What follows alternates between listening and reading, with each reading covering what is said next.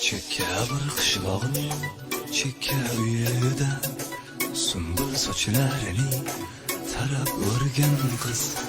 kunduzlari yashab osol uyida tungi tushlarida meni ko'rgan qiz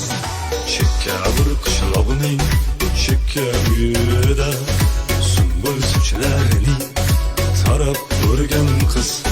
kunduzlari yashab osol uyida tungi tushlarda meni ko'rgan qiz